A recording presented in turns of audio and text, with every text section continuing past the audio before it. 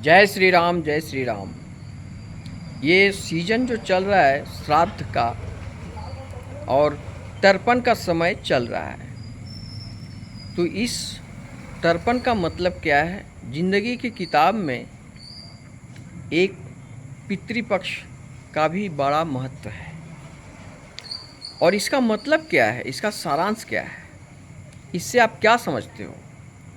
इससे ये है कि जो मेरे अपने थे, मेरे पिताजी, मेरे माताजी, मेरे चाचा चाची, जो मेरे गुरु थे, वो जो दुनिया से दिवंगत आत्मा उनकी चली गई और उनकी आत्मा गंगा में प्रवाहित हो गई, तो उनकी याद में ये पितृपक्ष के वक्त श्राद्ध कर्म किया जाता है। इसका मतलब क्या है? ये समय रहते अगर इंसान समझ ले तो फिर जीवन में कोई दुख का और चिंता का कोई कारण पैदा ही नहीं होगा। स्मशान घाट में जब जाते हो कोई भी व्यक्ति अंतिम संस्कार करने के लिए, तो स्मशानी वैराग्य बातें वहाँ सुनाई देती है। कोई कहेगा क्या लेकर आया था, क्या लेकर गया, बेकार का इतना भ्रम में था, बेकार माया में था, बेकार भ्रम में था, ये मेरा तेरा सब बेकार। इस तरह की बातचीत स्मशान घाट में सुनाई देती है। ये एपिसोड है श्राद्ध स्पेशल, तर्पण का स्पेशल। लेकिन जैसे ही वहाँ से वो निवृत्त होकर के अपना घर आ जाता है, अपने कारोबार में लग जाता है, फिर वो सारी बातें भूल जाता है और वो व्यक्ति उस बात के पीछे रहता है जिसको छोड़कर जाना है।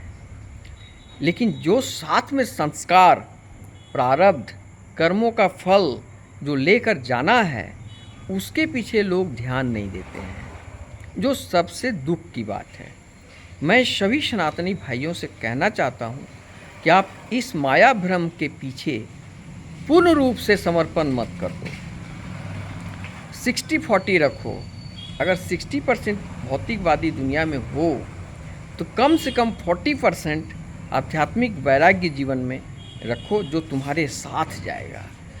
तो इसके लिए 3 काम करना है। अपने जो माता पिता पूर्वज हैं उसको पितृपक्ष में श्राद्ध कर्म, तर्पण कर्म अवश्य करो, नंबर 1।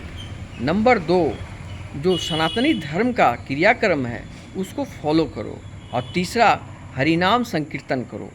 यही तुम्हारा आध्यात्मिक वैराग्य जीवन का एक कथा है।